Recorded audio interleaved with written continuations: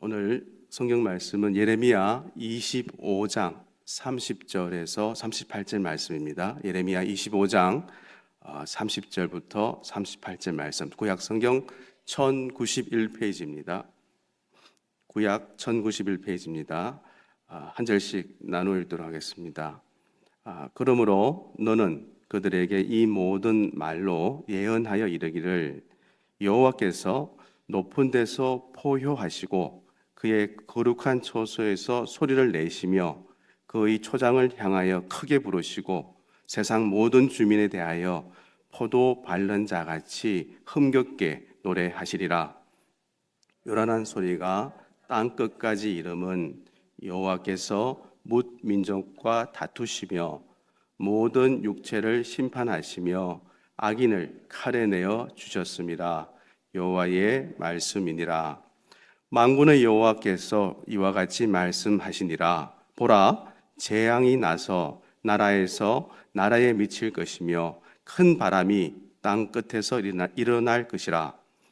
그날에 여호와에게 죽임을 당한 자가 땅 이 끝에서 땅 저 끝에 미칠 것이나 그들을 위하여 예곡하는 자도 없고 시신을 거두어 주는 자도 없고 매장하여 주는 자도 없으리니 그들은 지면에서 분토가 되리로다. 너희 목자들아 외쳐 애곡하라. 너희 양떼의 인도자들아 잿더미에서 뒹굴라.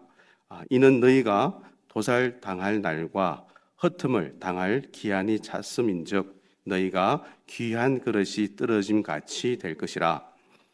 목자들은 도망할 수 없겠고 양떼의 인도자들은 도주할 수 없으리로다.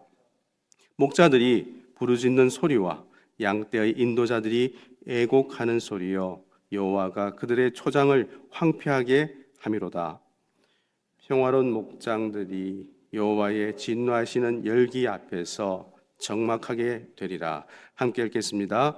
그가 젊은 사자같이 그 굴에서 나오셨으니 그 호통치는 분의 분노와 그의 극렬한 진노로 말미암아 그들의 땅이 폐허가 되리로다 하시니라. 아멘.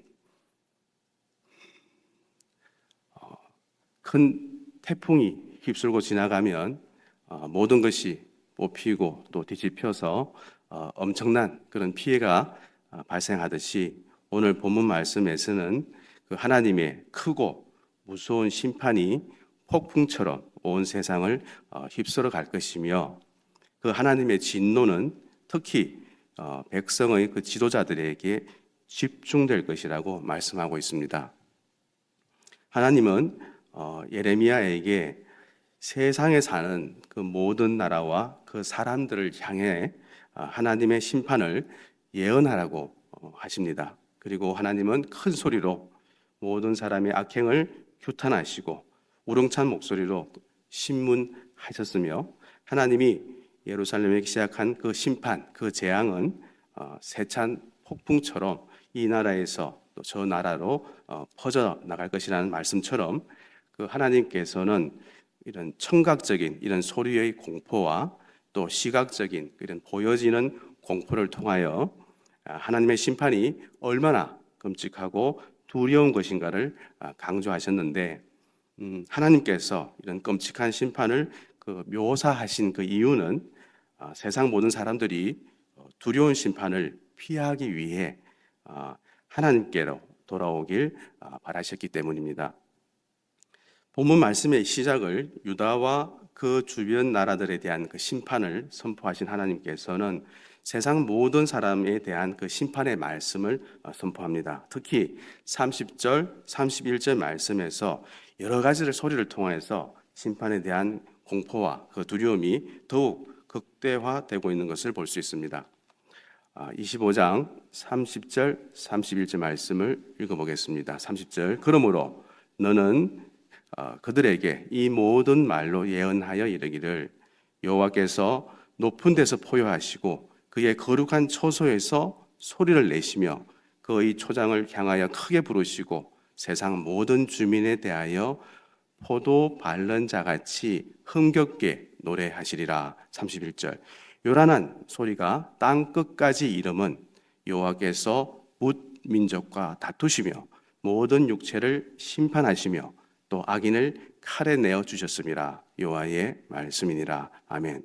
심판주가 되신 하나님께서 사자와 같이 포효하시고 또 포도 밟는 농부처럼 노래를 흥얼거리시며 세상 모든 주민들을 심판하실 것입니다.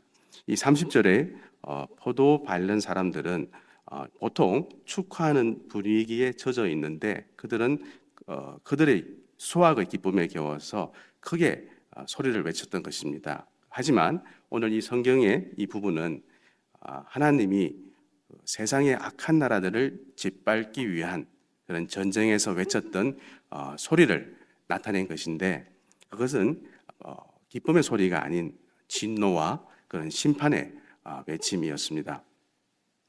31절에서는 요란한 전쟁의 소리와 칼의 소리 때문에 온 세상이 하나님의 심판의 공포에 떨게 될 것이라고 합니다. 세상 왕들이 높은 궁전에 거하며 천하를 호령하지만 그들은 더 높은 곳에서 그들을 지켜보시는 주님이 계신 것을 알고 겸손해야 할 것입니다. 주님은 자신의 목장인 세상을 향해 고함을 치시고 또 우렁찬 목소리로 만민을 신문하십니다. 그러나 주님이 택하신 백성도 또 주님을 모르는 만민도 주님의 그 우레와 같은 심판의 선고를 듣게 될 것입니다. 자, 이어서 하나님께서는 32절, 33절 말씀에서 그 심판의 결과로 황폐화된 땅과 또 그곳에 버려진 시신들을 통하여 그 심판에 대한 시각적인 그런 공포와 절망을 전달하셨습니다. 또한 32절의 그 재앙의 바람이 모든 것을 휩쓸어 가며 모든 땅에는 죽음과 황폐함만이 남게 되었으며 33절에서는 시신들이 곳곳에 널려 있어도 아무도 슬퍼하거나 장사를 지낼 사람이 없었으며 철저하게 파괴되어 아무것도 남지 않았다는 말씀입니다. 32절, 33절 말씀을 읽어보겠습니다. 만군의 여호와께서 이와 같이 말씀하시니라. 보라, 재앙이 나서 나라에서 나라에 미칠 것이며 큰 바람이 땅 끝에서 일어날 것이라. 33절, 그날에 여호와에게 죽임을 당한 자가 땅 이 끝에서 땅 저 끝에 미칠 것이나 그들을 위하여 애곡하는 자도 없고 또 시신을 거두어 주는 자도 없고 매장하여 주는 자도 없으리니 그들은 지면에서 분토가 되리로다. 아멘. 33절을 시작하는 그날의 의미는 하나님이 바벨론을 파괴의 도구로 사용하여 심판의 날을 말하는 것입니다. 또한 이 날은 예레미야가 살아있던 시기에 실현되었습니다. 그리고 구약의 그런 몇몇 선지자들은 그 죄에 대한 하나님의 그 최후 심판에 대해서 이야기하고 있는데 때로는 그 날을 여호와의 날이라고 칭하기도 합니다. 이렇게 비옥한 땅들이 하나님의 심판을 받아 황량한 바람만 불며 또 잿더미가 되고 또 폐허가 된 그 현장을 시각적으로 보여주심을 통하여 하나님의 심판이 얼마나 끔찍한 것인가를 생각하도록 하셨습니다. 그리고 하나님은 돌이키지 않는 그 세상을 끝내 심판하십니다. 하나님은 노하기를 더디하시고 또 오래 참으시는 분이지만 악인에게 성난 사자와도 같고 또 세찬 폭풍과도 같은 그런 엄격한 분이십니다. 그 다음 34절 말씀은 이 모든 심판의 원인이 악한 지도자에게 있다고 지적합니다. 25장 34절 말씀입니다. 너희 목자들아 외쳐 애곡하라. 너희 양떼의 인도자들아 잿더미에서 뒹굴라. 이는 너희가 도살 당할 날과 흩음을 당할 기한이 찼음인즉 너희가 귀한 그릇이 떨어짐 같이 될 것이라. 아멘. 이 말씀은 스스로 귀하다고 여기는 그런 왕들과 또 귀족들과 그 지도자들의 그 죄 때문에 하나님께서는 열방과 또 세상 모든 민족들을 철저하게 심판하실 것입니다. 하나님은 스스로 귀한 그릇과 같다고 말하는 그런 지도자들을 아끼지 않으시고 깨뜨리시고 버리실 것이라고 선언했습니다. 그러므로 이런 고난과 책임은 비례합니다. 하나님이 지도자에 대한 그 심판을 맹렬하게 선언하신 그 이유는 지도자의 역할이 중요하고 그만큼 책임도 크기 때문입니다. 마지막 25장 35절부터 38절 말씀입니다. 35절 목자들은 도망할 수 없겠고 또 양떼의 인도자들은 도주할 수 없으리로다. 목자들이 부르짖는 소리와 또 양떼의 인도자들이 애곡하는 소리여 여호와가 그들의 초장을 황폐하게 함이로다. 평화로운 목장들이 여호와의 진노하시는 열기 앞에서 적막하게 되리라. 38절 그가 젊은 사자같이 그 굴에서 나오셨으니 그 호통치는 분의 분노와 그의 극렬한 진노로 말미암아 그들의 땅이 폐허가 되리로다 하시니라. 아멘.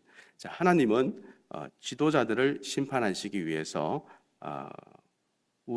우리에서 나온 그런 사자처럼 목자, 즉 지도자들을 덮쳐서 죽이시고 또 그들의 그런 평화롭던 목장을 황무지로 만드실 거라고 하셨습니다. 이렇게 주님의 심판은 특히 목자들과 또 나라의 통치자들에게 임합니다. 그들은 양떼의 목장을 잃고 통곡할 것입니다. 그리고 주님이 분노하여 일어나셨으니 그 심판을 돌이킬 수 없고 또 그 심판을 피해 숨을 자도 없을 것입니다. 말씀을 정리하겠습니다. 하나님께서는 그런 심판에 대한 공포와 두려움을 청각과 또 이런 시각적인 모습으로 설명하시며 지금이라도 하나님께 죄를 자복하고 돌아오라고 말씀하십니다. 구약 시대에 유다와 주변 국가들에 대한 하나님의 심판이 이처럼 두렵게 이루어진 것보다 우리 예수님께서 약속하신 대로 다시 오시는 그날은 더욱 공포스럽고 끔찍한 심판이 있을 것이며 그때는 세상 모든 민족뿐만 아니라 모든 피조 세계들이 하나님의 심판 아래 놓이는 그런 우주적인 심판이 있을 것입니다. 베드로는 베드로후서 3장 10절에서 이렇게 말씀했습니다. 그러나 주의 날이 도둑같이 오리니 그날에는 하늘이 큰 소리로 떠나고 물질이 뜨거운 불에 풀어지고 땅과 그 중에 있는 모든 일이 드러나리로다. 아멘. 자, 이 말씀은 주님의 재림과 그 마지막 날은 인류가 경험하지 못한 두려운 날이 될 것이지만 베드로는 성도들에게 두려워하지 말고 베드로후서 3장 11절, 12절에서 이렇게 말씀했습니다. 이 모든 것이 이렇게 풀어지리니 너희가 어떠한 사람이 되어야 마땅하냐? 거룩한 행실과 경건함으로 12절 하나님의 날이 임하기를 바라보고 간절히 사모하라. 그날에 하늘이 불에 타서 풀어지고 물질이 뜨거운 불에 녹아지려니와. 아멘.